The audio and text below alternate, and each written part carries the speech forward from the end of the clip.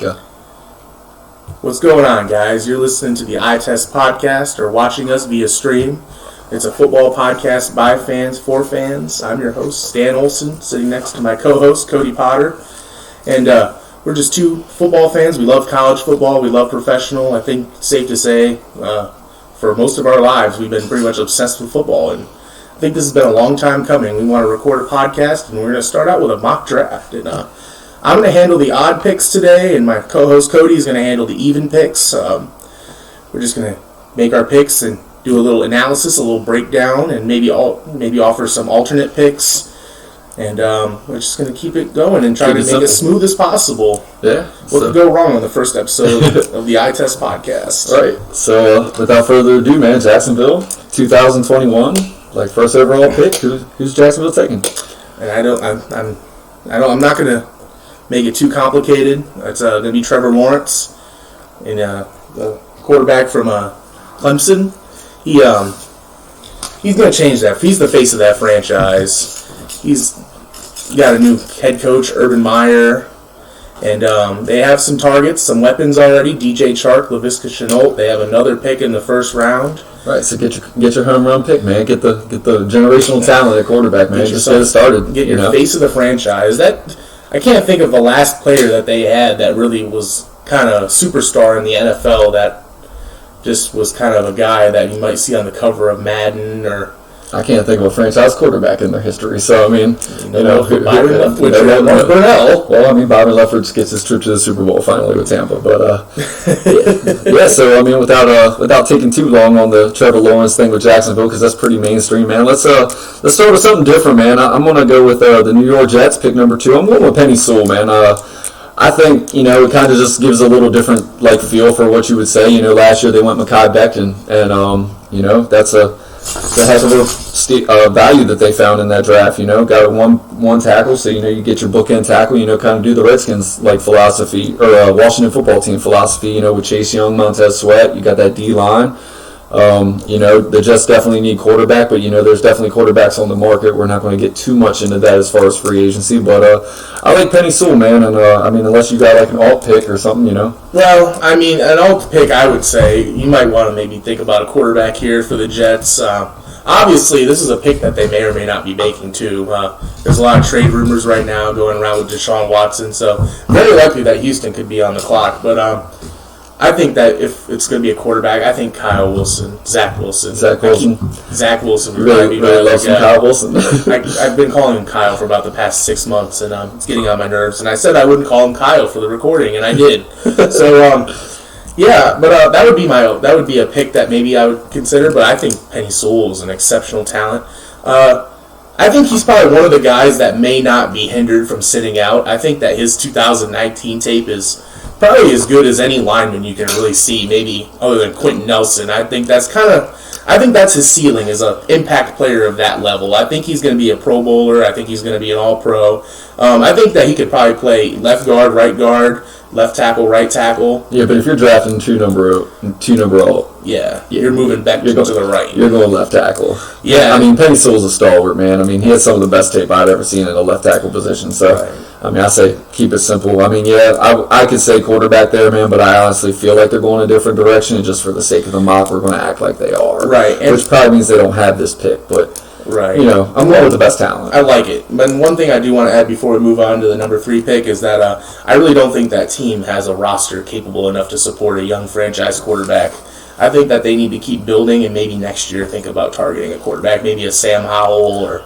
Plus, they got Darnold there, so, just for the sake of, the mock, man, without no trades, without foreshadowing, the future, man, Penei Sewell, man, you give Sam Darnold maybe a chance to stop seeing ghosts there, man, They don't have the best weapons, but, the best thing for a weapon is, to have time to get open. If the quarterback has time, maybe he can become what everybody thought he was when they picked him 3rd overall, because, they valued him at one point in their franchise history. So. Absolutely. Well... All right, moving on to number 3, the Dolphins. Another team that may not be picking here, but we're going to think that they're going forward with Tua. And I can't think of a better player that Tua would want on this team other than, DeVonta Smith. DeVonta Smith. I like it, man. Heisman Trophy winner. Heisman Trophy. I think he was probably the most talented player that played in college this year. Honestly, and when I did my big board this year, I do my big board just basically strictly on talented player in college. And I don't think there was anyone more dominant than him this year. And this you're talking about a guy with like Marvin Harrison type footwork, Marvin Harrison type toe drag ability. Yep. Hands for days. I mean, what is his frame? Maybe a 5'10", like $185, maybe even a $175. But I think he might even be lighter than that. He could be, but the way that he runs routes, honestly, a lot of people probably think Jamar Chase just because of the size thing, but trust me, man, Devontae Smith has some of the best wide receiver tape that you could honestly put in college. So, I expect nothing but the same from him in Miami. Who knows what the quarterback situation is, kind of like with the Jets.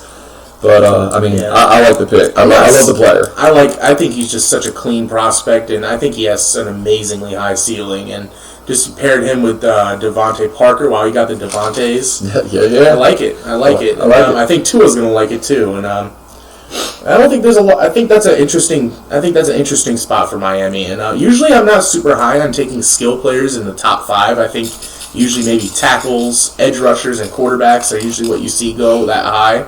But he's just an exceptional talent. And they got the picks to burn. They got another pick in the first round. I think if they wanted to get tougher somewhere, they can do it at a later juncture in this draft. Yeah. Why not get what I think is the premier player in this draft. We've talked about Lawrence, we've talked about Sewell, but if you're talking about somebody from this year, he won the Heisman for a reason. He's definitely that guy. 100%. So Atlanta's on the clock at 4. So Atlanta, I'm not going to blow up this thing, man. I'm thinking that they're not going to give up on Matt Ryan yet. This is my kind of philosophy with this pick, man. I think that team is very ready to compete on offense. Calvin Ridley, Julio Jones, man. There's always trade rumors with everybody, but I'm going with Patrick Surtain, man, quarterback from Alabama. I know he's not the quick twitch athlete, that maybe a Caleb Farley is. But Farley didn't play this year, man. And for a number 4 overall pick, you got a new coaching staff coming in. You're not blowing everything up, man. So realistically, you're trying to keep somewhat, status quo on everything, man. So, get something that actually helps this team. I think, Patrick Surtain is just that guy, man. He is fundamentally sound, man. He is going to lock down that one side of the field. That's one word that I think of when I think about him as sound. And there's not, whether it's press, whether he's playing off, whether he's playing zone, whether he's playing man. I wouldn't say he's spectacular at anything specific in this draft when it comes to corners. He doesn't have the highest corner grade that I've given out ever. I think he just has I think he has a really high floor. High floor. Right? Honestly, I think Patrick Surtain is going to come in there. He's not like the handsy, grabby corner. I think he has really good tape, man. There's been two receivers that I've seen that's really given him trouble. I think he's the type of guy that, 14 out of 16 weeks, of ball games, he's going to be that guy getting the best of the guy he's lined up against. So, you got some players in that division. You got Mike Thomas, you got Mike Evans, you got Chris Godwin. You can't keep giving up, 20-point leads. That obviously says that they can't stop the pass. So, I'm giving them a corner. I'm going with the back end because, honestly, I don't think their front end is that bad. I think it can be upgraded, but, I think you're picking a player that just really fits what Atlanta needs, and without blowing up the system, keeping Matt Ryan, keeping the offense intact. Alrighty, I like the pick. Pick number 5, the Cincinnati Bengals, and I've been thinking about this pick a lot. This is I think they really would like Sewell right here. I think that's but I'm thinking that they're gonna go Kyle Pitts here at number 5. Ooh. Getting Joe Burrow, that guy, that dog. I like it. And I think Jamar Chase is the very popular pick right here to get them back together. But I'm just thinking about all the successful teams in the NFL right now. What do they all have? They all have these amazing tight ends that are just dynamic. That is the word that describes Kyle Pitts, is dynamic. He high points the ball. He catches in traffic amazingly. He runs routes just as good as any wide receiver. I was about to say, he runs 5'10" routes. He runs routes like he's a 5'10" athlete. He doesn't have the 4.4 speed maybe, but I'll tell you what, he's got plenty of burst. He's got plenty of acceleration. Great hands. Honestly, like you said, he's a high point freak, man. He's a monster. He's a Red zone. matchup nightmare. Blocks a little bit. Blocks a little bit, but I'm not taking a tight end at 5 for his blocking ability. Right. I mean, like honestly, this is a generational talent at tight end. I mean, he's got the best tight end like receiving tape that I've ever seen coming out of college. I don't think there's a tight end that has a cleaner grade than Kyle Pitts. Honestly. I mean, I'm with you there. I think we're both going to agree on that. I like the pick, honestly. I mean, they definitely need to protect, Joe Burrow, but offensive line, man, you're picking high in the second round, man. Honestly, you got a chance to stare at the guys that are still sitting there. Like, I think there's going to be plenty of talent at offensive line. There's a Leatherwood, or Eichenberg. You could even get Cassini to fall. Sean Wade. Who's the Wyatt Davis? Wyatt Davis, man. That would be a nasty pick for Cincinnati, man. If you come away in the first 2 rounds with Wyatt Davis and Kyle Pitts, you're doing something good. Yeah. All right, so on to Philly, number 6. As a Washington football fan, man, I'm not gonna dog these guys, and I'm gonna do what I would do if I was in their shoes. So, looking at the board, you could have watched this guy fall off at 2, 3, 4, or 5, realistically. I mean, not Atlanta so much, but, they trade Julio Jones. Maybe you do upgrade the position, but Philly needs a pass catcher, man. Jamar Chase. They do. His tape is that good. Him and Joe Burrow, they did magical things in that magical season. I don't see how you can go any other direction if you're Philly, man. They need they definitely stuck with Carson Wentz, so they definitely better get him some weapons so they can succeed. I agree. I think Jamar Chase, I think he's a prototype at wide receiver, honestly. I mean, if Devontae Smith wasn't just so Devontae Smith, I think I would have taken Chase at 3, and I really thought about it. I was thinking about that when I was taking Trevor Lawrence. I was like, who am I going to take at number 3? And I was thinking about either Chase or Devontae. And honestly, just Jamar Chase, I mean, I think the recency bias might hurt him a little bit because no one's seen him this year. But, you talk about a receiver who's just absolutely just great at everything. Oh, he's a beast. He's definitely a beast. I think he's like Antonio Brown level good, to be honest. That's when I watched him at LSU last year, it's like he separates, he catches the ball amazingly well, he has great feet, he cuts so fluidly. Run after the catch. Yes. I mean, he's not extremely tall, he's not super short. He's definitely the premier player. I mean, like you said, AB is a really good comp. I mean, about that 6-foot body frame, great cuts, really loose hips. I mean, I know that's more of a cornerback thing, but I'm telling you, man, you watch this guy make a cut, man, go on them slants, dude. His hips are like that. He's definitely got that. Yeah. He's got that trait. The Eagles getting him at 6 is very good for Philadelphia. They're going to love him. Yeah, I think he's going to play. I think that Jalen Reagor pick is I think they'll redeem themselves a little bit for that one. I think so too. And that returning duties. I mean, that just that helps them with Jalen Reagor too, man. That gives Jalen Reagor a better chance to draw the second cornerback. I mean, I think it's a really great pick. Honestly, I like it. Alrighty. Well, that brings us to my hometown, Detroit Lions. I'm originally from Michigan, and what don't the Lions need, to be honest? They don't need a starting tight end. They went corner high last year. They don't have a quarterback at this point. They've mutually agreed to part ways with Stafford, as everybody knows. So I'm going to have them go Justin Fields here. I'm going to have them go take the crosstown rival Ohio State quarterback. And honestly, I'm thinking about either Wilson or Fields here. I just think the Fields probably has more of an NFL build for the quarterback position. I'm not really one to knock a guy on size, but Zach Wilson is slight. He's had shoulder surgery already, so I mean, you're already talking about a guy that's coming into the league with a surgery on his throwing shoulder, I think too. So yeah, I mean, that's definitely a concern, and you got to watch Fields redeem himself this year, man. He came out and everybody was knocking him before the playoffs. I mean, he broke a rib and finished that game. Had a hell of a game. I mean, honestly, man, put the ball where it needed to go on a couple of really great throws. I mean, really NFL throws. Just the way that he would look off the safety and just put the ball in the only spot where his player could get it. I mean, Justin Fields, honestly, for what anybody wants to say about some of his tape and just he's a run first quarterback, can't read defenses. I don't agree with the can't read defenses thing. I just think it's something that they don't do in Ohio State. It's just a very quick scheme that they run, and it's mainly off the zone read, but. What I saw in the playoffs from Justin Fields is definitely something that tells me that he can be a future all-pro quarterback in this league. I think Detroit, very similarly to Jacksonville, they just need a player just to kind of market to their fan base also.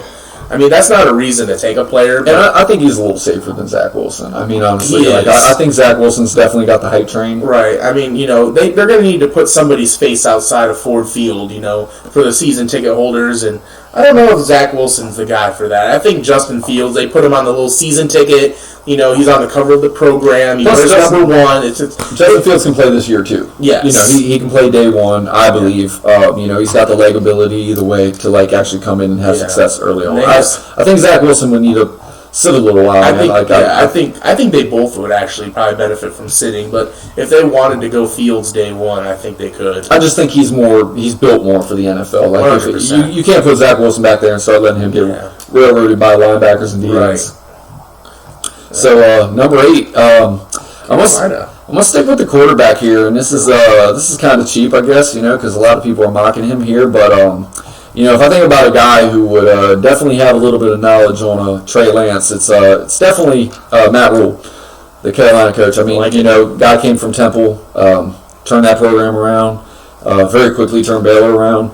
Always was running the zone read, always had a mobile quarterback there. He's a coach that likes traits. So when I think about a traity athlete that can play the quarterback position, which clearly Carolina needs, playing with Teddy Bridgewater, Trey Lance is definitely the guy. I love Trey Lance personally. I mean, he's got an arm for days, plenty of arm. Maybe not the strongest arm in the world, but he's definitely got enough arm to make all the NFL throws. Legs are crazy. I mean, we're talking about like a Cam Newton-sized athlete, minus maybe an inch and a half and maybe 10 pounds. But, that's pretty much a comp, for him. I think he does need to learn a couple things, just like Cam Newton did coming out of Auburn. I think Yeah, I agree. And also, he could sit behind Bridgewater for a year if he needs to, or 2 years. I mean, they have one contract. I think sitting would be very good for Trey Lance. I think he's definitely a player that needs to sit. I think he's very smart. I mean, I think he definitely has the mental aspect of the game to pick it up quickly. I wouldn't want to get him out there and just have him solely relying on legs to where that's pretty much just his natural instinct from here on out, and just shrink his development. I would like to see him grow, with some of the nuances of the game and just some of the timing rhythm passes that you have to make. But that's just my opinion on that with Trey Lance. Right. I think it's a great scheme fit. I think it's a great coaching fit, player fit. Right. I just think about him with McCaffrey, Robbie Anderson, and there's DJ Moore. I mean, that's a dynamic offense right there. And I'm gonna offer a little alternate pick maybe, and that's gonna be Caleb Farley. I think that he would just bring that defense together perfect. I'm not sure that if they're going to go defense in the first round, because I think they actually went defense every pick in the draft last year. They did. And they knocked it out of the park. They had an amazing draft. They Jeremy Chin.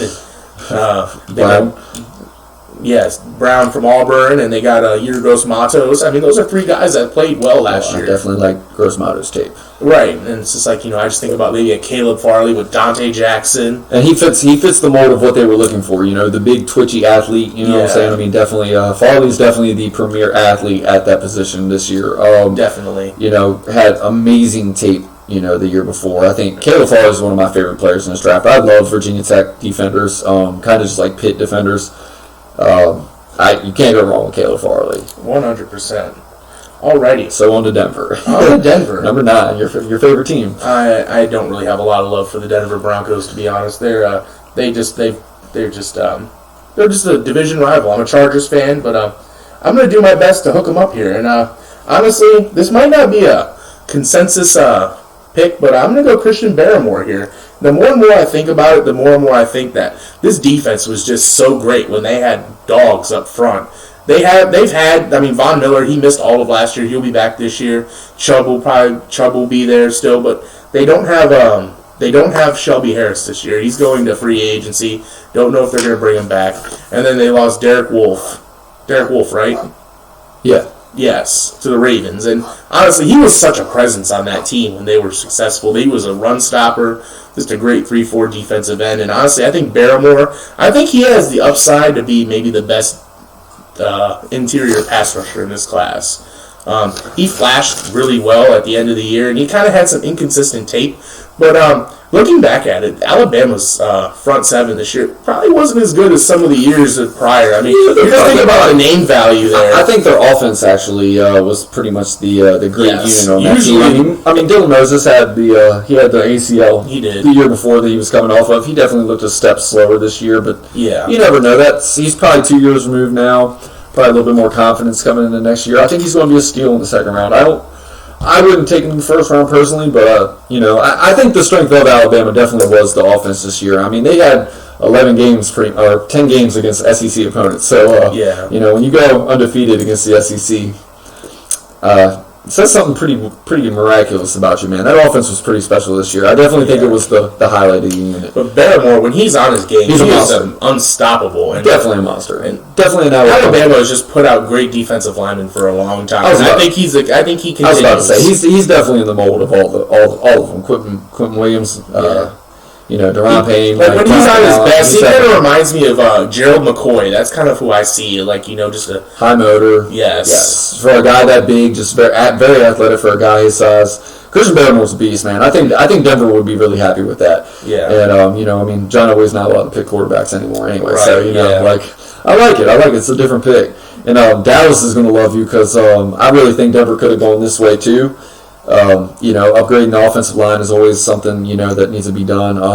I'm going to go with the best player available, man, and I'm going with Rashawn Slater for Dallas. I mean, I think this is that pick. I think this is an easy pick. We don't really got to get into it crazy.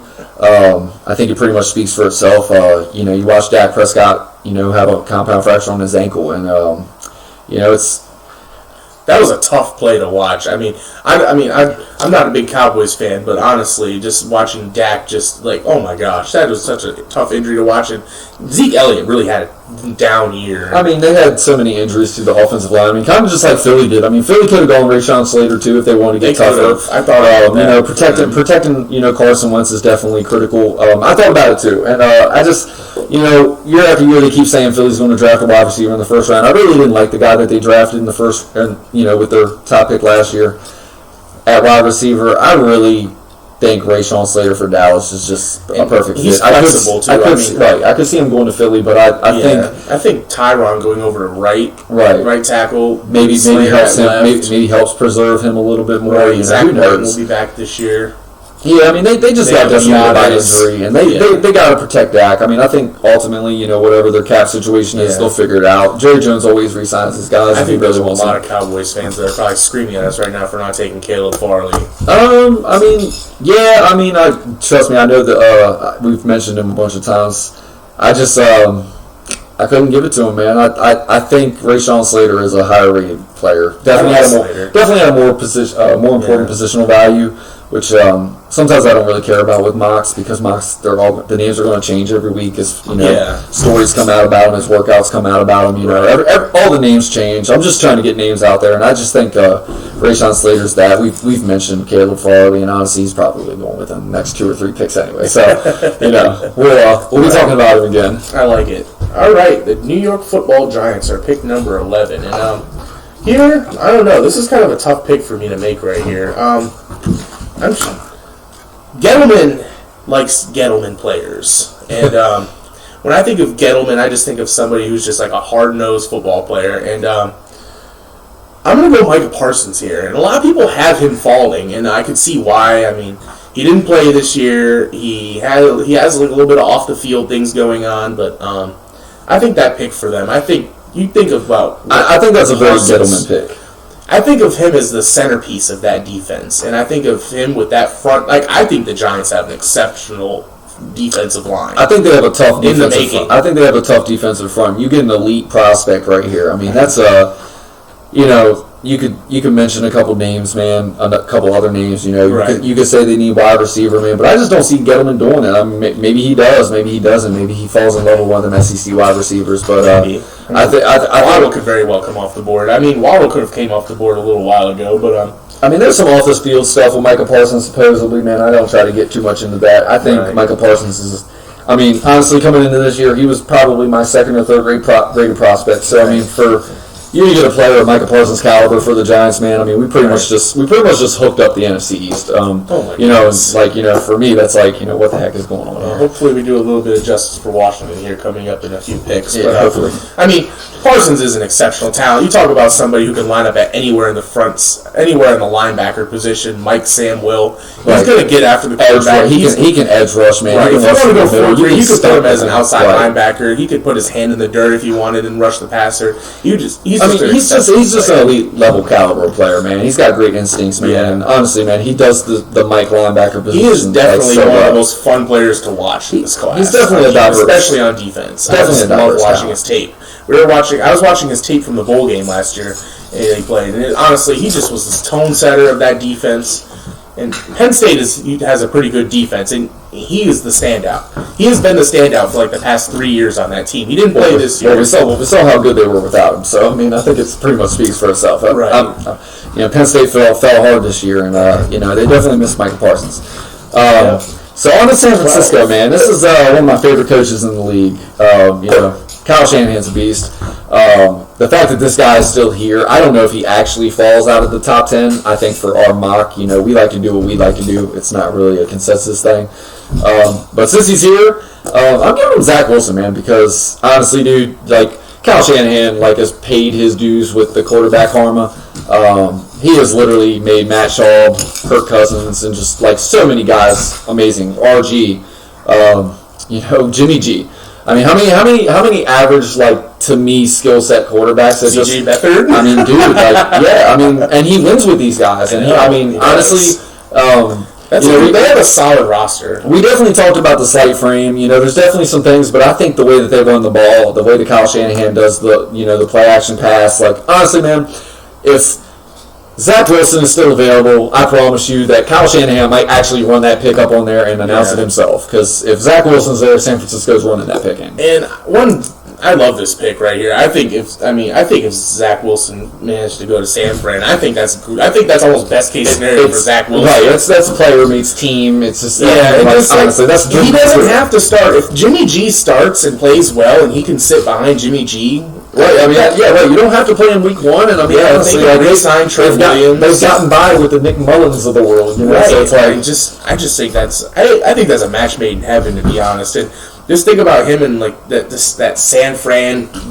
burgundy. It sounds right to me. He's a West Coast guy. I mean, you just keep giving me BPA, so I'm just going to keep going BPA as long as BPA is still there. Speaking of BPA, I think I know where this BPA is going. Yes.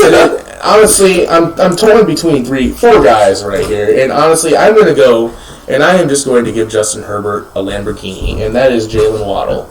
Oh, you did not go with your boy. You did not go Farley. I did not go Farley. I like it. Honestly, I just think about what it would be to see Keenan Allen, Jalen Waddle, Hunter Henry, and Austin Eckler with Justin Herbert. I'd say you'd have a very good chance of keeping up with the Chiefs. Honestly, I think our defense is good. What we need on defense is to stay healthy. We need Derwin there. We need our 2 aging corners, Casey Hayward, Strap Harris, to play there. We have Mike Davis. He's I have a little bit of a quarrel with him. He kind of gets on my nerves every week. But honestly, I would love to go Farley here. But honestly, I think Waddle at this point I think the slide stops here. Yeah, I mean, I like the pick. I like him for your team. I might have gone with a different Alabama player because I have a different philosophy for what I think you guys need.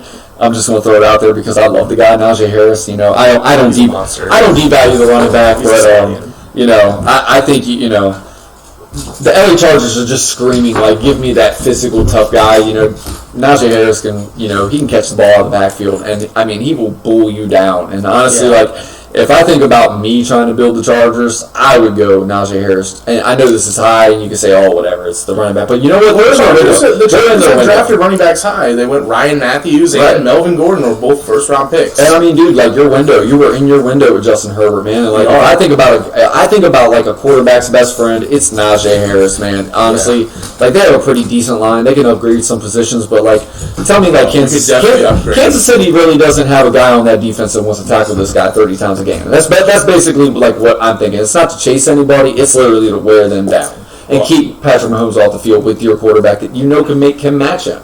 I think he can. I like the pick though. Jalen Waddle is a monster. I mean, he's probably like in Devontae Smith's shoes had he not broken his ankle this year. So I think Waddle actually might be a more talented wide receiver than Devontae He's Smith. definitely I think Devontae Smith is just a more. He's definitely he's just better at the position. But Waddle, like I said, he's a Lamborghini. He's definitely got the juice. All right, so Minnesota. Talk about some bad luck for a team, man. I probably, if Micah Parsons was here, I would definitely go there. Seeing as how he's not, though, I'm gonna give Kirk Cousins a little bit more time. I think they have a pretty decent offensive line, but I'm going Christian Darrisaw. I like the pick there. They can already run the ball. Darrisaw will do nothing but help that. But he's also a pretty good pass blocker, man. And honestly, I think about Kirk Cousins, man. He definitely needs time in the pocket. Like, they got Justin Jefferson developing, man. They start gold with that pick. So, man, you get yourself your cornerstone left tackle for the foreseeable future, man. Like, maybe Kirk Cousins only has a couple more years left. Maybe they move on. Maybe they don't in the future. But, like, honestly, I think they're very much in their window. And I think this very much makes a statement that they can go to the trenches and just I like Darrisaw a lot. Darrisaw's a great player. I think he could play at right, but I think he's actually really good enough to play left. We definitely put on a little Virginia Tech tape this past weekend, and honestly, he handled Wake Forest pass rush very well. I think he handled all the pass rushes. Yeah, he's a beast. We watched him play against Miami. Honestly, Darrisaw, that's a guy who I think that's a guy who's very connected to the Chargers, and every mock draft I look at, I see Darrisaw to the Chargers. The only other player that I would have put there was Farley, because they do need cornerback help. Yeah. I think Farley probably makes more sense, but this is our mock, so Farley's a little too tall. Minnesota loves the undersized corners. Mike Hughes. Well, they did have Rhodes. They did have Rhodes. They did have Rhodes. You're right. They did have Rhodes. I take that. And I think Rhodes isn't the athlete that Farley is. So, and I just Farley was. It wasn't as easy as I made it sound. I just you got all that money invested in Kirk Cousins, man. I'm just thinking about protecting the investment. Absolutely. And honestly, man, what better than a bigger hole for Dalvin Cook on that left side? Right. They have the skill players. I think getting a little bit beefier in the trenches is something that they should do. Plus, I think that just sets it up for what New England would probably like to do here anyway. So, I'm not taking Caleb Farley from New England. Dang, he's fallen. I'm going with Zaven Collins. Okay, I love it. I love the player. They need that. I think they just need. They got a need at the position, but Zaven Collins is a monster. Yes, and I'm just putting on my Belichick hat. I can see. I like Zaven Collins a lot. We watched a lot of Tulsa. I think one of the first college games that we watched this year was Tulsa, and I was like, "Who the hell is that 23?" And I'm just like, small school standout. Yeah, next thing you know, he's winning the Bronco Nagurski Best Player in College Football award, and honestly, he's just a monster. And you think about every great Patriots defense, and just Brewski, Vrabel, Hightower. They always have good linebackers. When that team is flowing, they always have good linebackers. I'm sure they go somewhere in free agency or something, or in the quarterback market. I believe they're going to take care of that before the draft. I believe Belichick wants a veteran in there. I don't think he wants to spend the time developing a quarterback, especially one. There's not really one available. I think the wild card would be here with Mac Jones, man. I think there's only a couple teams that actually might be in the Mac Jones interest category of not really caring that he's a little bit of a not athletic prospect, but the simple fact that I think Jones has a lot to gain from the Senior Bowl this weekend. We're recording this on Wednesday. I don't know the date offhand. It's Wednesday, January 27th. And Mac Jones is going to play in the Senior Bowl this year. It's going to be fun to see what he's going to be like against right, in tighter windows against the guys that he's not completely familiar with. Devontae Smith isn't playing. But he will have Najee Harris out there to hand the ball to. He'll have Leatherwood. Honestly, it's a plethora of running backs at the Senior Bowl this year. Honestly, I'd take any of them. Yeah, we're going to record another episode just covering the Senior Bowl, because the Senior Bowl is just it's a phenomenon. It's actually really nice this year, man, because it seems like the players are really they're not sitting on their status, man. It's there's a lot of questions that went into this year's shortened seasons, and it's these guys actually are what, we're going to come play an All-Star game. And, for guys like Najee Harris, man, I'm already in love with the guy. People knock these running backs, but it's this guy's about to go play an All-Star game. I'm with it. Like, you know what? Like, trust me, if he's there at pick 19, I know we got Antonio Gibson, but I can pretty much say, like, I might steal his pick. Because Najee Harris is a monster. Well, Arizona's on the clock at number 16, and I'm just going to remind you that Patrick Peterson is a free agent this year. Patrick Peterson is a free agent, and I'm going to end the Farley fall. I can't even I can't believe he's still here. I can't believe you didn't take him. Well, there's always players that fall in the draft. I mean, Durham fell to 17. And he didn't play. You know, he didn't play. He didn't. You know, like, it's not to say this guy is not like, you know, like a Darrelle Revis in college coming out. Like, he definitely has some things, but dude, you look at, he can do everything. He can play off. He can play man. Like, he can get his hands on that football.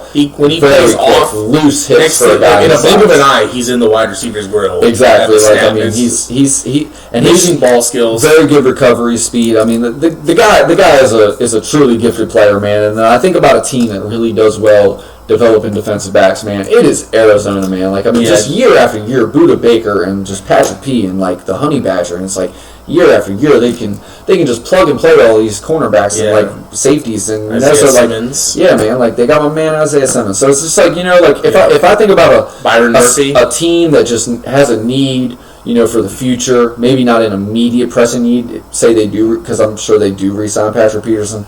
I'm ending Farley right here for Arizona, man. It's BPA. I got to go with it. Okay. Now, I'm on the clock at 17 with the Las Vegas Raiders. And what do the Raiders just love? Speed. Speed. So I am going to have them take just an electric athlete. I'm going to have them take Kadarius Toney. Ooh. Okay. I think he's coming off the board here. I think that him paired with Ruggs, with Josh Jacobs. I love Toney. I do too. I think he's lightning in a bottle. He was really showcased a lot more at Florida's offense this year as years prior. The thing I like about Toney is, and I talk about this on my forum all the time. We talk on a football forum all the time, man. It's football's future. Me and the Washington guys, man, we talk all the time about Kadarius Toney. How 3 years ago, man, this guy's probably a third-round pick for all of his elite talent, all of his elite ability. You know what I'm saying? Just his size, his height, weight, speed. It's just, you know, like, he's an electric player. And 3 to 5 years ago, man, there really wasn't even a role in the NFL for this type of guy. You know, like, he probably would have gotten 40 catches, and honestly, like, he's a third-round talent. Like, he would have played the slot, and he would have just been preliminarily in the slot. Like, Florida, man, they used him everywhere. Like, him and Pitts and Grimes, man, you want to talk about having, like, those LSU-type weapons from last year, man. Like, Kyle Trask had every weapon at his disposal, and Kadarius Toney was the most electric of all of them. I mean, he is a beast. I love it. I mean, some people might say this is high. I love it. I mean, that gives you a guy that can just do the underneath stuff while you got Ruggs burning it deep and you got Jacobs pounding the rock out there, man. Like, honestly, I'm sure they're in the quarterback market, so you never know where their pick is going to lie, actually. Right. You know, but they do have some needs on defense. Yeah, but, honestly, man, like, you got to be able to score in that division. Yeah, look at that division. Look at the weapons that are out there, and that, if the Chargers get Waddle. Right. It's like, got to be able to give them the old right there, Fred. Right, and you got to be able to score, and honestly, I mean, Kadarius Toney can do sweeps, jet sweeps out of the backfield, so it's just another dynamic for that offense, man. And honestly, I think Gruden's been patient. I think he's gone through a real slow build. He took the hard road trading Max. So I mean, really, man, like, it's like, this is the time where he really gets to, like, start to see the fruit of, like, all the picks that he's, like, put in from losing an elite level. And they're gonna have fans next year, and it's gonna be Las Vegas. Right, man, the lights are gonna be bright. They might even change the colors to gold, black and gold. Hello. Yeah, man. I love the pick, man. I think it's a very exciting pick. I'm glad we actually got to mention him today, man, because I see a lot of mocks where Kadarius Toney's not going, and I'm like I said, like, this is realistically so early in the process, man. We're really just throwing names at you that we like, because honestly, like, sometimes the NFL doesn't, like, put these guys out there until right before the draft. So you start to hear about these guys who do go in these ranges. Yeah, we tend to be a little bit earlier on because we don't change. We don't change by the combine. Maybe the next mock draft we'll do non-Power 5 school picks only in the first round. Hey, there you go, man. Well, that's that'd be like the Christmas for me. Yeah. All right, so Miami going to reunite the triplets. Miami with their second pick, man.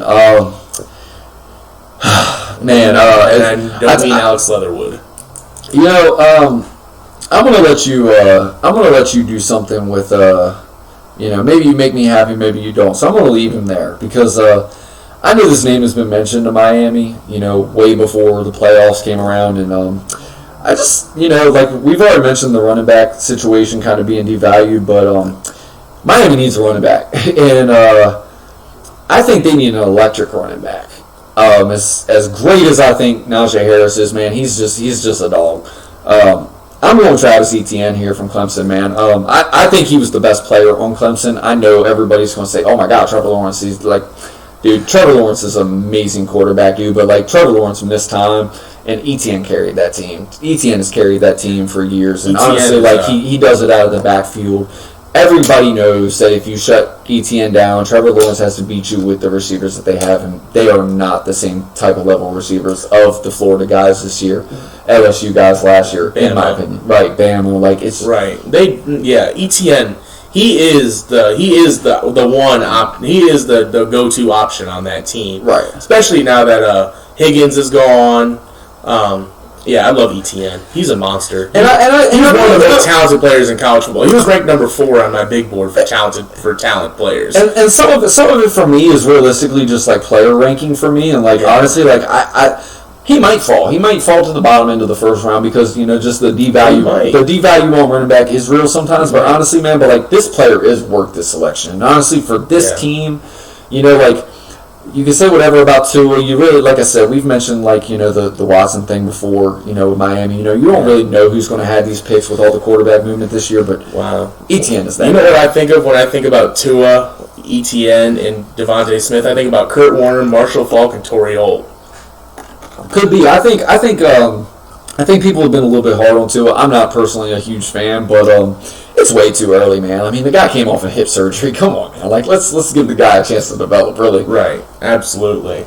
Okay. Without further ado, we have the Washington football team at pick number 19, and I've been swayed. Najee Harris would be an incredible talent on this team, and there's a lot of. I think Washington. I've actually got I had the honor, I guess you could say, of watching all their games this year. Much of an honor. Well, my Chargers didn't even make the playoffs, so it wasn't very honorable watching them. But it was cool to watch a playoff game. I would just love to see what Najee Harris would look like with Gibson and Terry McLaurin. Thomas, Logan Thomas. Logan Thomas was one of the best free agent signings last year, and for the money, yes, definitely. And we still got him for another year on the cheap. I would probably look to re-up him this year. I'm just thinking about what that division looks like, and I see Saquon and Zeke Elliott, and you've got to pound the ball. And right, you got teams that are actually not built to go into shootouts. It's almost the opposite of y'all's division. It is, and like, you guys are kind of like almost like the Big Ten. And I've really gone back and forth with a lot of guys on this Najee Harris pick because they think we already got Antonio Gibson, but it's like, dude, if you have smash and smash, you got two 225-pound plus guys that are both big. They can both catch the ball. I mean, dude, you don't even have to have an elite level quarterback to like compete with that type of weapon. Like, you just you line both of them up in the backfield. You spread out one into the slot. Like you do one running back screens. I mean, it's a passing leagues, and like people devalue the running back because of that. But I'm telling you, man, there is something to having two really, really stallion running backs, man. Those teams that are really run reliant, a lot of times the running backs are tired by the time they get to the playoffs, man. You can just see that drop off at the end of the season. It's like they get to their number figure for the season and they drop off. Right, and it's just they're worn down. And honestly, with Gibson and Najee, it gives you guys two great options out of the backfield. Keep both fresh. Both like I said, both can catch, both can run between the tackles, both have enough juice to get to the outside. I mean, it's a different thing from what everybody else is doing. But like I'm looking at a lot of teams around the league, and a lot of them are running primary nickel defense. And like I'm just thinking ahead, the league cycles. I think Najee could be gone by now. I mean, honestly, he could. He could. I mean, I could see the Patriots liking him. I could see Arizona being all over Najee Harris. I appreciate you giving me Najee Harris just so I can break that down into that. Like I like me some Najee Harris, man. He's a beast. Yeah, I thought it's either him or J.C. Horn. So. I mean, J.C. Horn's a monster. I mean, trust me. I think positional value says you go J.C. Horn. J.C. Horn's tape. He's a man-up guy, press man. He can play zone. But I tell you what, man, Amari Cooper, he would have a bad day lining up against J.C. Horn. C.D. Lamb, I think the same thing. Yeah. You know, Jamar Chase too, maybe. Jamar Chase, he's got the size, man, to where like he's not that quick. He's not that quick twitch of an athlete. Yeah. If we were talking about Jalen Waddle, I think I'd be a little bit more worried. Well, Chargers and Washington do play next year. Hey, they do. There you go. We'll be there for sure. Hello. Speaking of NFC teams that really need some takeovers and skill positions, Chicago Bears, Chirac. On the podcast. I mean, we can say whatever we want, I think. Chicago. Okay, so Allen Robinson's probably gone. I think he's definitely gone. Definitely gone. He is not catching passes from whoever they deem necessary. I don't think they kept the coaching staff, so I see no like crazy long-term, investments in this team, because realistically he's probably in like the Jay Gruden situation, or like the situation they had down there in Jacksonville this year, where it's like more than likely, like the Lions this year, you're probably still losing your coach next year. It's just too much turnover in 1 year. I don't see them making any crazy moves, so like I'm thinking that's more of a safe pick in this. And honestly, man, like I think they're probably going to lean towards the defensive side of the ball, and I think Kwity Paye fits what Chicago would really like to do. I think that would be a great pick for him. I mean, give Mac some help on the other side, opposite to him. It's something that improves the defense. I mean, that's their defensive. Their defensive strong, so you might as well. Hicks. Yeah, you might as well like try to do something great. If you can't score, if you're not really going to have that world beater of a quarterback, you're not really going to throw the investment in the future of that position. You're not going to do make any crazy changes because you might not believe in the coaching staff, man. Have a great unit, man. Like, try to go out there with a great defense, because honestly, I felt like that was what really kind of let them down. I mean, they played great, throughout the year, but I think they just need another edge guy, man. Chicago has always thrived when they had an amazing defense. Right, and Mac is not getting old, but he is getting up there, and it's like, if you give him another guy across, he's in his prime right now, very much in his prime. Right, so a great defense can do a lot of things in the NFL, man, and they can supplement a lot of like weaknesses on one side of the ball. So I mean, why am I just going to replace a receiver who was doing really good, who's probably leaving in free agency, with a rookie wide receiver that's probably not going to be catching passes from somebody that's going to be there in another year? So does he, like, that probably hinders his development. I'm thinking about the best thing long term. Chicago can go a lot of different ways. They could go Jalen Mayfield here. For sure. Barrett Tucker. Honestly, man, or maybe this would be a spot for a Mac Jones. It's like they really took a chance. That'd be interesting. That would be interesting. Actually, I'm kind of glad we just brought that up, because honestly, man, like who knows what they're doing with Trubisky? Did Trubisky do enough at the end of the year? I would say no. Like, you saw what he is. You saw what he was in the playoffs. I realistically just think Mac Jones has a real chance of going in round one. Like I said, it's to a select few teams who would maybe be all right running that, more traditional style offense where you're not going to be running around. I know Trubisky had legs, but they never really utilized that. I could see Matt Nagy saying, you know what, man, give me an accurate quarterback. You know what, this is my last year. Give me a guy that I think I can just have instantly compete, doesn't need a lot of developing time. That would be a great pick too, but I still think Kwity Paye is the more logical pick, just because, like I said, you want something more for the future that you can still develop. He's a great pass rusher, and you're going to he's flexible too. I mean, if you run a 4-3, he can play defensive end, but if you run a 3-4, he could be defensive end also. It just gives you flexibility for the future. I think he's going to come into a great unit. So athlete. Right, it gives him a better chance to develop. So you're basically forwarding an asset for the future that you're putting in a position to actually develop. I think Kwity Paye was a player that would have really rose up draft boards after the combine, because I'm a diehard Michigan Wolverines fan. That's really my school. I mean, the fact that we're picking him at 20, I think he's probably going higher than 20 come April. I mean, you never know, but I think he goes a little higher than this, but the fact that he's here, and like I said, this is more of just looking for the future of Chicago, just trying to get a player that I think develops good because of the defense. It's like, It's just something,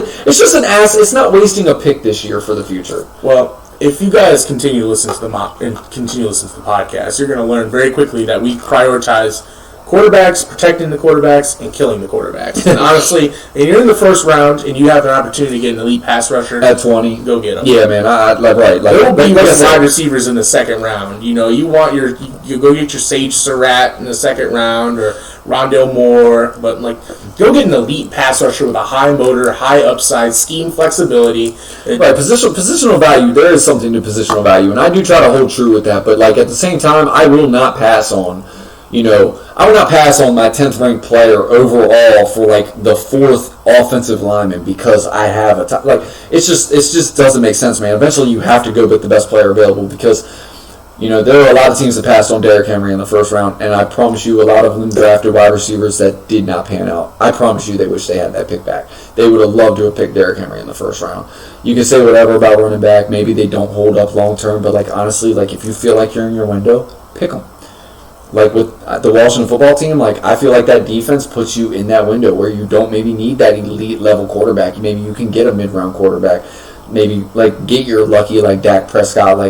Maybe not Russell Wilson. Russell Wilson turned into a great all-time great player, but it's you have that defense, you have that all-time run game. You have a really good run game around him. You have a weapon outside or two. So it's realistically, man, you don't maybe need that world breaker. Maybe he develops into it. You just don't know. But it's just a different viewpoint of building a team. All right, well, I'm going to move us forward. We spent probably a good amount of time on Chicago, but we also got to talk about fundamentals for football drafting, and I think that's something that we did want to talk about today. But moving on to the Colts, and this is a very interesting pick for me to make. The popular pick might be Mac Jones here. It's probably Matt Stafford. My bad. No, it probably is. I mean, that's really what it is. But I think this Colts team, and they had Costanzo retire, so I could go left tackle here, and that's kind of instinctually what I did. Jalen Mayfield? No, it's not going to be Mayfield. It's going to be Phillips, the edge from Miami. I give you props for stepping away from Mayfield, man. We both love Mayfield. Yeah, I'm saving him for the Chargers for the second round. Second round mock incoming. Just kidding about that one. But Jalen Phillips is an incredibly talented pass rusher, and I think the Colts need an incredibly talented pass rusher to go with DeForest Buckner, Darius Leonard, and that whole crew of guys, Okereke. And I think that makes that defense one of the elite units in the NFL. Yes, I like that pick. I think Russo is falling. I kind of thought that's maybe where you would go just because of his length, and I think, man, you put that length next to Buckner and that length and the versatility of those two to where they both can line up and dominate with their length inside with their arm press. They both actually have a very similar game coming out, which is kind of funny, man. I think Phillips might actually be the best pure pass rusher in this class. Right. I mean, dude, honestly, Phillips is a monster. I mean, there's a lot of guys that are coming out of that program right now that can rush the passer. Just to be honest, Phillips is a beast, and I like the fit for Indy. Again, he's had concussion issues in the past, and he actually had to drop out of football, and then he came back, and he was originally with UCLA, and now he ended his college career with the U, and he's just an incredible talent. He wore Russo's number 15, and honestly, he did it justice. He's an amazing player, and I think the Colts are. I think, honestly, that's a really solid pick for them, and I think that defense just went from good to great just by doing that. I am going to Tennessee Titans. I'm going to give them Gregory Rousseau. I love that pick for Tennessee. I really do too, man. I think every mock I've done this year, I have given Tennessee somebody that I love. Maybe I'm starting to become a Tennessee fan because they actually value running backs or something. I don't know, but they're just a hard-nosed football team. I just think that's what this pick is about, man. Honestly, I think you get an elite level athlete. I think you just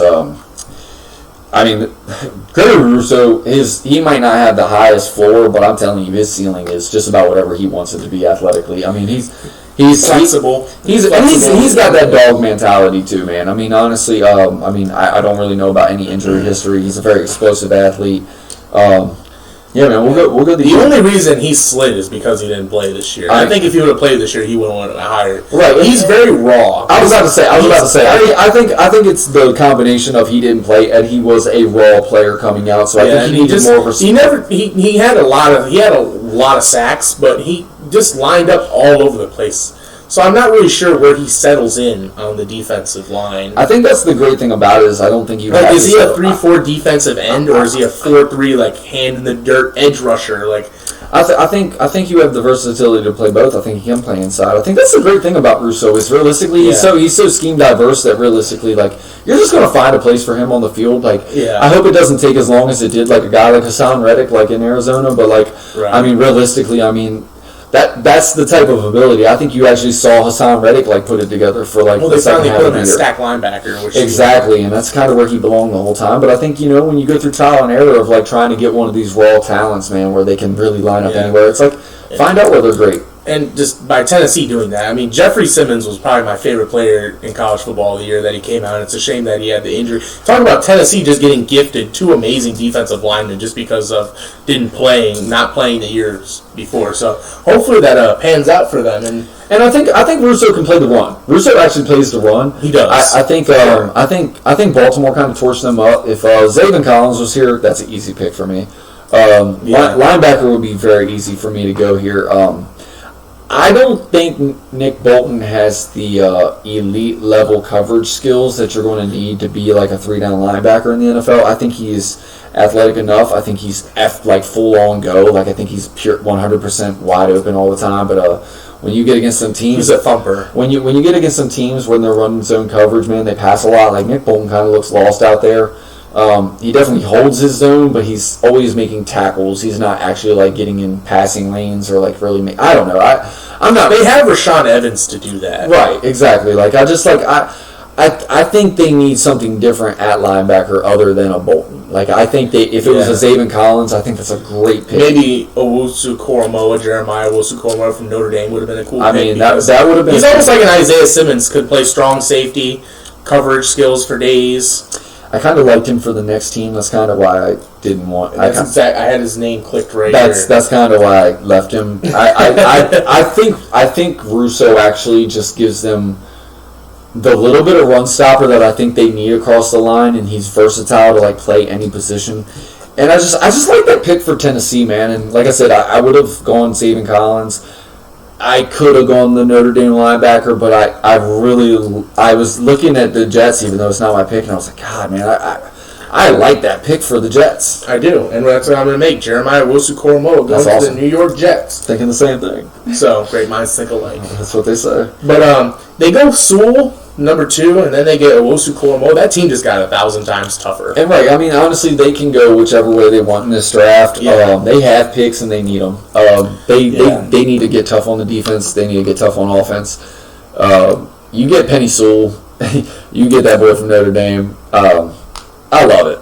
I like it. I mean, the Jets just killed that. Whenever I watched Notre Dame this year, there were 2 numbers that flashed to me on defense. Number 9 is going to be an amazing edge rusher. He's going to go way too low in the draft for where I have him ranked. And number 6, Jeremiah Owusu-Koramoah is just like a ball magnet. Like he's gonna make 1,000 tackles. He's gonna be constantly like one of the leading tacklers in the NFL. Great instincts, very twitchy in coverage, very good. I like him a lot. Number 24 here, Pittsburgh Steelers. Interesting team. I'm going with a pretty easy pick for me. Okay. I'm going J.C. Horn. Ooh. I think Joe Hayden is getting up there. I like it. I don't think he's old. One of my favorite players in this draft. The man's not old. He's like my age, but he's Joe Hayden is old. He's definitely getting like I think they need a stud on that back end of that defense. I think you saw what happened when the pass rushers went down. I think that pass rush that they have with Bud Dupree and T.J. Watt, I think they really masked a lot of things. You also lost Devin Bush too, man. Like honestly, just talk about a team that got decimated by injuries, and then you really found out what they had on the back end. I think their back end is good enough to play in the season and get wins. Mm-hmm. But I mean, you add a J.C. Horn to that, man. Like that's what they like to do. They like the press man. They like that type of physical guy, man. I mean, they picked the boy from Miami U a couple years ago, man. Who's been pretty good there. That's what they do, man. Pittsburgh just they always knock it out. They know how to just influx like position and just like keep the parts moving. This piece, that piece. It's J.C. Horn to Pittsburgh is honestly just a Pittsburgh pick. I mean, Pittsburgh is the first team that I would consider maybe Mac Jones coming off the board. I could see that. I mean, I thought about Mac Jones. I'm going to do everything in my power to not put Mac Jones in this mock draft because honestly, I'm probably going to put him in about 10 other ones. Honestly, I don't think Mac Jones is a first-round talent at quarterback. I'm not. I think he's a first. I didn't think Christian Ponder was either. So I think he's got first-round traits. I think it's got to be that one team that kind of falls in love with him. It's just right. You know, and Pittsburgh is one of those teams. I mean, Roethlisberger's been playing the very not mobile game lately. They brought in Haskins, not mobile. Mason Rudolph, not mobile. Duck Hodges. You know, you would think that you would think that they would want to get back to the mobile game because when Roethlisberger was at his best, he was more mobile. But I mean, I'm going JC here for this. And I also want to do one more possible pick for Pittsburgh, and I want to do Jalen Mayfield. They have a left tackle, Alondro Villanueva, as a free agent. Yeah. Honestly, Mayfield is just a nasty player, and it's just a Pittsburgh player for me. I just could totally see Jalen Mayfield going out number 73 in the black and gold. It just seems like a Pittsburgh pick. But honestly, like, J.C. Horn is, I think, maybe the best player available. I went with BPA. I went with BPA on this one. Plus, like, I think Jacksonville is a free agent. They're getting a little thin on corner. Hayden's getting old, and he's a free agent too. Right, and that's what I'm saying. Like, I think their backing got exposed, and I just their front seven is good. Their front seven is pretty good. Like, and I don't think they need to add a specific player to that front seven. I think they just need that guy to help Minka Fitzpatrick out on the back end. Is realistically what I think it is. And then, like, honestly, like, I'm thinking Jacksonville coming up next, man, and like, okay, you got your quarterback now. You either protect him or you get him a weapon. So like Jalen Mayfield was like, I kind of keep looking ahead to your picks too, and I'm trying to think like, and I mean J.C. Horn, like I said, was like the best value for me at this pick. You know, I mean I could have gone maybe Barrett Tucker, or definitely could have gone him. You know, like because he gives you like he gives you a little bit of like diversity as far as he could play guard or he could play tackle. You know, he can play either side. So I was thinking about going there too. I just J.C. Horn for Pittsburgh. That's definitely where I'm going. We'll get on to Jacksonville though, because I think you're definitely going to do something really cool for Jacksonville right now. Jacksonville, I'm going to have them go Jalen Mayfield. I like it. I mean, like you get Trevor Lawrence, you protect him. You definitely want to protect him. The only reason I didn't have the Jets going tackle, or I'm sorry, the only reason I didn't have them going wide receiver is just because of DJ Chark and Laviska Shenault. I think they both played very well last year, and I would love to add another wide receiver too to make that a trio.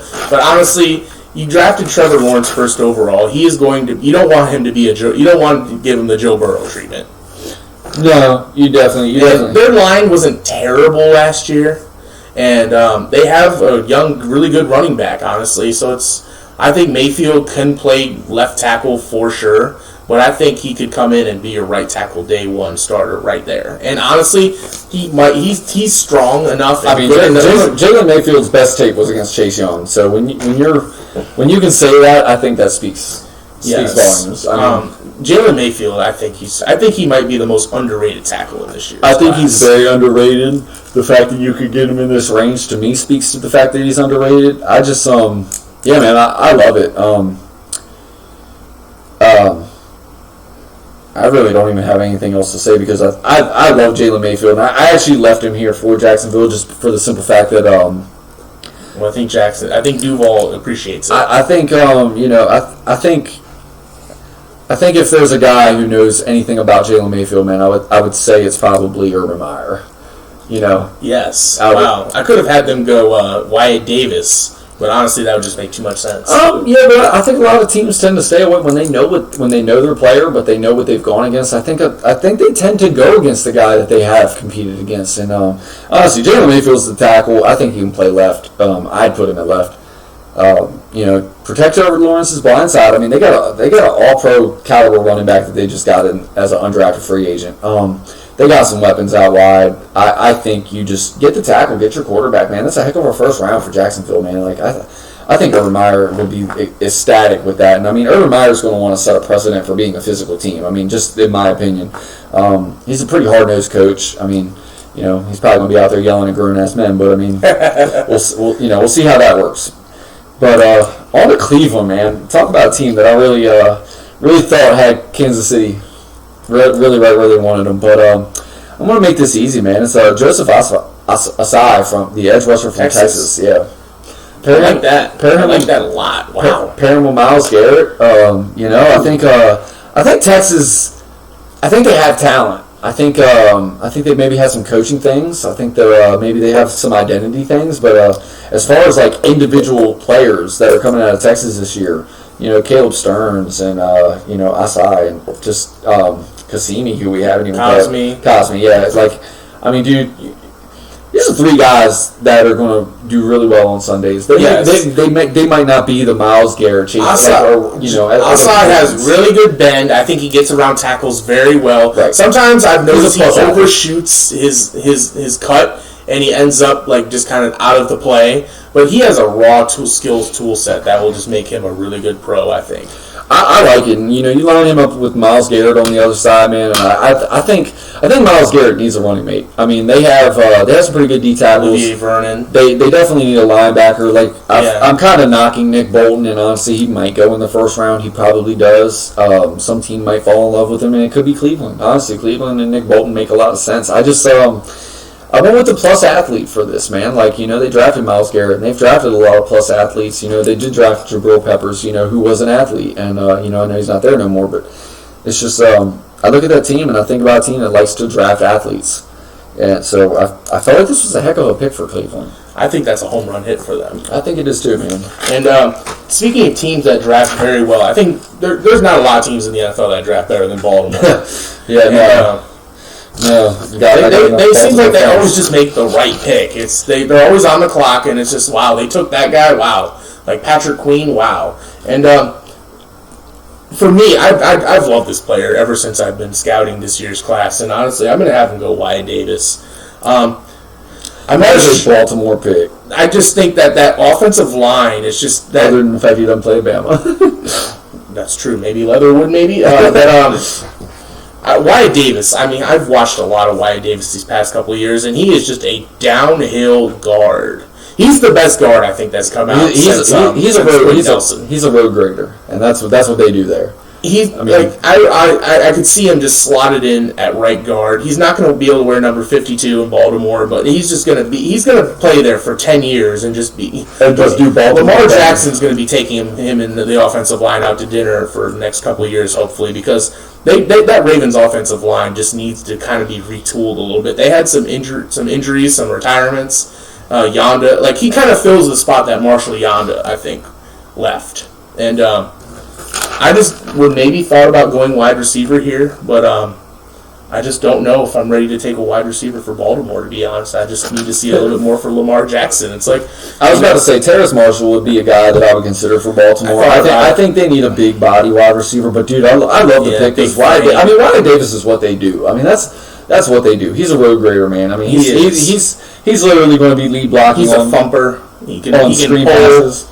He pulls well. He's a great. I just think he's an instant starter, and I think he has an extremely high floor. Like, he may not be a superstar in the makings, but he may not be like the Quentin Nelson, but I think he's just going to be sound for the next 15 years. I think the bad thing is I said I wasn't going to put this guy in our first round today, but I think on my next pick, I think I'm about to lie. I think I'm about to make this pick, man.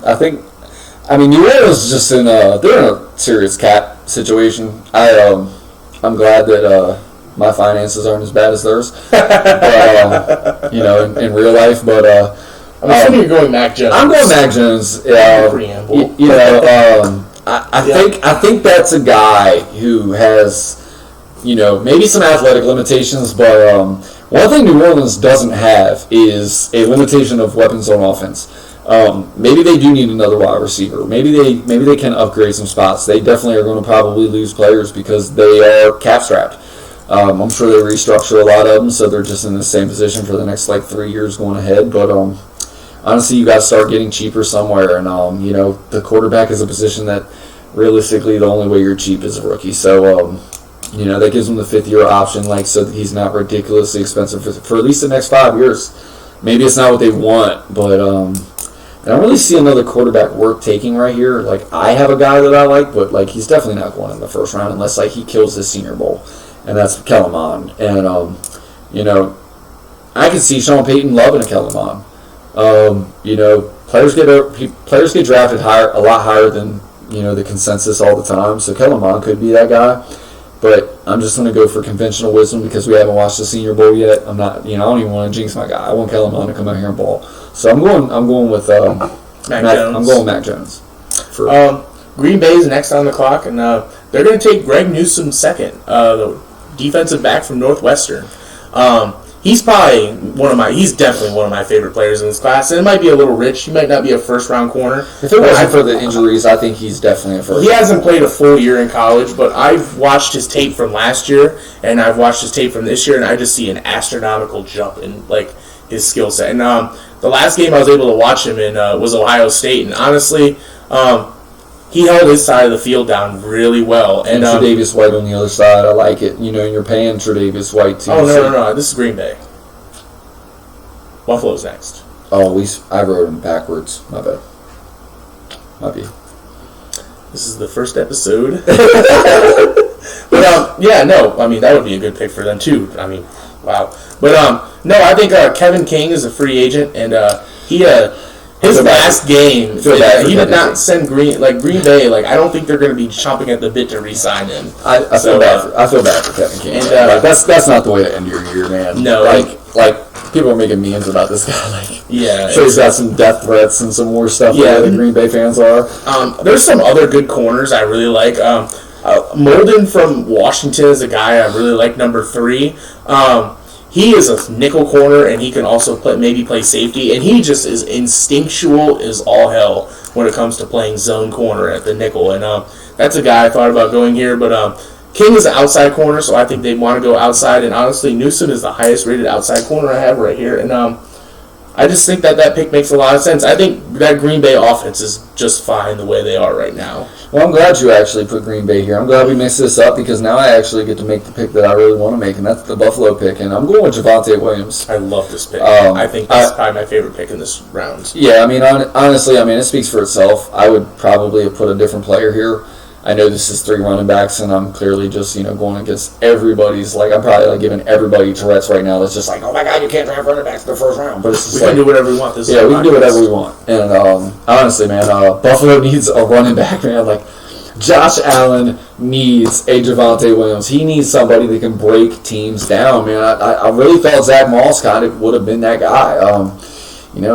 You never know what type of injuries, guys have, nagging injuries. He clearly was on the injury report almost all season long, so maybe you give Zach Moss another chance. But Javonte Williams is a massive talent, dude. His yards after contact is crazy. He is just when it comes to one-cut running backs this year, I think he's the best. Honestly, he fits everything that they want to do here. They could probably get a little bit better O-line play because I think they rely so much on Josh Allen. But, honestly, they're so early in the Josh Allen era that, they got nothing but room to grow with this guy. Yeah. It's like, dude, do you get the running back or do you get the 5th best, offensive lineman? But, this running back to me is probably not getting drafted until the 2nd round. Just by conventional wisdom, but dude, this guy is a freak, man. If you turn on UNC, him and Michael Carter kill it. Sam Howell killing it, but that run game when they are ticking on offense at UNC, he's the juice. He is an 8-yard carry guy, and he is not that. He might not have the 4.3 speed like Michael Carter does at UNC, and he might not be the pass catcher, but he can catch the ball. And you just do not tackle this guy. The first guy that puts their arm on him, puts their shoulder on him, he goes through tackles. They're always on the ground. They're always looking ghosted at the end of the play. Javonte Williams is a monster. Pro Football Focus put out a stat about him that I heard, and it just kind of blew me away. I think he had less than 150 carries this year, but had almost 80 broken tackles. That's astronomical. And you see it every time you watch UNC. You definitely pass the eye test. Yes, you definitely see him, dude. Yeah, exactly, dude. If we're going to quote the show, man, that's definitely the player to do it for. I'm up next with Tampa Bay. We're doing Tampa Bay at the second to last pick. Kansas City, just based solely on the record, but just record. Tampa, I thought about where I'm going to go with this, and I thought about where they're going to be weak after free agency potentially. And Shaq Barrett and Ndamukong Suh are both free agents. I don't think they both come back. I think that they probably try to get Barrett. I have them taking Rashad Weaver, and I think this might be a little rich for him. No, but I love it. We watched some serious Pitt tape, and honestly, maybe it's recency bias, but every time we watch Pitt, number 17 is blowing it up in the backfield. I think he is a perfect outside linebacker, a 4-3 outside linebacker, or 3-4, I'm sorry, outside linebacker. They have Vita Vea at nose, so they're one of the few teams that can run a 3-4. Weaver is a monster. Weaver is going to, I just think that's just how I think Tom Brady's got that offense. It's funny you went that direction, man. It's Weaver is a beast, and that's a for everything that Tampa Bay did last year in the draft, that's the type of player that I would think about for that team. The way that they've been drafting, the Devin Whites, and just, man, the Winfields, man, and the Johnsons, man. It's just like, they are looking worse, dude. Dude. Just dog after dog after dog. Toughness. Yes, man, like, honestly, which actually, my next pick, I know you're going to hate me for it, but I'm only doing it for the sake of the mock draft. I'm totally not trying to speak this into existence, please. Like, I don't want this, because honestly, he needs to be on the Washington football team. But what are you doing? I'm giving Kansas City Paris Ford because he needs to be in the first round. Honestly, I got him there. I got Paris Ford in the first round. He's my number one safety. I know everybody's got Morrig, the TCU guy. He's a beast. He's a beast too. Yeah. This is actually one of the rare classes where there's not a Eric Berry. No, there's not a Derwin. There's not a Derwin. There's no Earl Thomas, and no Jamal Adams. No Jamal Adams. Like, those top 10 guys, Right.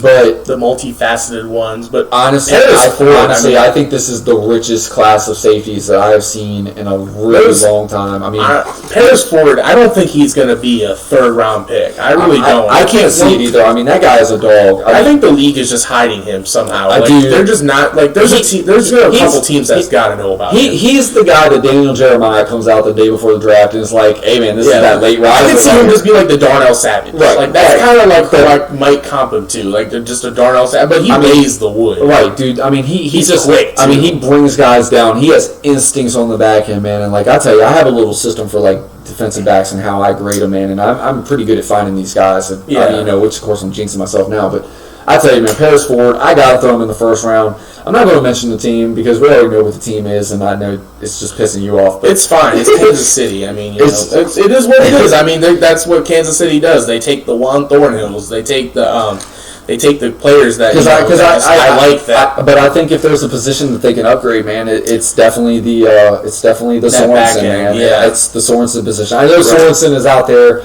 being a tone setter. I know he will run head up with Derrick Henry, but I tell you, man, if I think about Honey Badger, Honey Badger might be a player that's just gone because of how much they paid Mahomes. Right. I mean, yeah, you can't keep paying everybody, and honestly, Paris Ford is just a freak. And I don't see Jones, and I don't see Chris Jones leaving. No. I think that's a guy that you keep. Right. They're definitely keeping Chris Jones. Plus, I just like when I watch Paris Ford, man, I just find a guy. I just see a guy that it's like every other play, he's in the backfield hitting the running back because like it's on a sweep, or the next thing I know, like it's a pass play, and then somehow the ball ends up in his hands, and it's like, dude, he wasn't even on that side of the field, or like, oh my god, like he was like over there last time you actually like saw the receiver like cross the pattern, like next thing you know he came off of him just because he's watching the quarterback's eyes. Like, this dude's an instinctual football player, and I think he's a heck of a talent, and he lays the wood like nobody else, man. Like, for a guy his size, he's not the biggest. He packs a punch. Yeah, man. Honestly, and I had to get him in our first round. Paris Ford is just a guy. I would call him Paris Chevy because he's built like a rock. Alrighty, well, Paris Ford. That concludes the first round. This concludes the first episode of the iTest podcast. It's a football podcast by fans for fans. There were definitely some technical errors. It wasn't perfect. We have a puppy running around somewhere making noise. Now she decides to be quiet. Right at the end. But no, man, I like it, man. It was cool, man. And we definitely changed the names up, man. I definitely had like guys that you took like a pick before me. Like, the thing is, we're doing this live. We're not actually like writing these picks. I know you see me crossing out, and I know you see me writing, but like honestly, these are just names that I'm crossing off, right?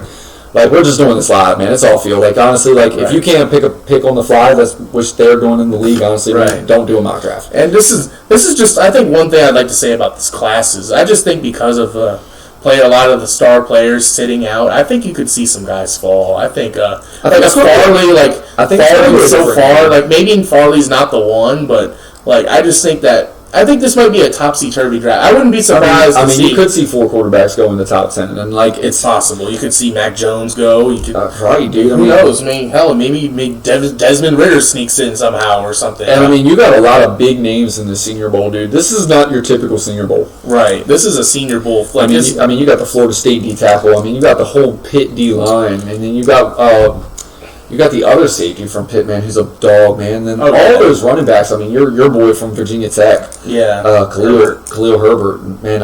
I'm telling you, man. You look at those running backs that are at the. I'm just gonna read some names that didn't go in the first round for us, and I got Samuel Cosme, Bateman, Vera Tucker, Terrence Marshall, Bolton, Leatherwood, Tevin Jenkins, who I think we're both very high on. I think that would be the next tackle to come off the board for me. Asante Samuel Jr. has been one of my favorite players. There's just a lot of talent this year in the draft. There's a lot of value. I think we both wanted to get some names out there too. I think we both know that there's more of a consensus and lead in the NFL for offensive linemen. Honestly, you're probably draft day. You're probably going to see 5 or 6 offensive linemen drafted in the first round. We probably definitely didn't get there because there's some names that both of us really want to throw out there. And honestly, I don't think 3 running backs go in the first. No, I don't either. But we're high on these guys. And this is our mock draft. Yeah, and it's our mock draft. It's our first one, and honestly, why do we want to keep giving you all the same picks? We're going to give you the picks that we like. We're going to give you an explanation for the pick, and we're going to give you what we think is. We didn't even have the Jets taking a quarterback at 2. That's kind of the consensus, and it's. With the trade, Deshaun Watson might be the pick at 2 for them, but honestly, this is going to be a fun draft. I'm really excited to kick this podcast off, and we're going to give lots of coverage. Anybody has any questions that want answered? Send it to the iTest podcast at gmail.com. We'd like to get your questions. We'd like to answer them on the podcast. I know this is early, so any support, man, we'd appreciate it. Yeah, absolutely. Tell us what you think. Yeah, give us feedback, criticism. Tell us that we're great. Tell us that we suck. Tell us that it's too dark in here. We're not PFF. We don't have a big studio. Yeah, it would be nice. Maybe one day. We're just amateurs. Honestly, we just like watching football on TV, and we're just we're fans, man. This is a podcast by fans for fans. Well, man. Thank you guys for stopping by, man. I appreciate it, and hopefully you guys like the mock. I think you did a great job. I think you did well. Honestly, man. We just appreciate y'all having us. All right. Well, take it easy, guys. All right.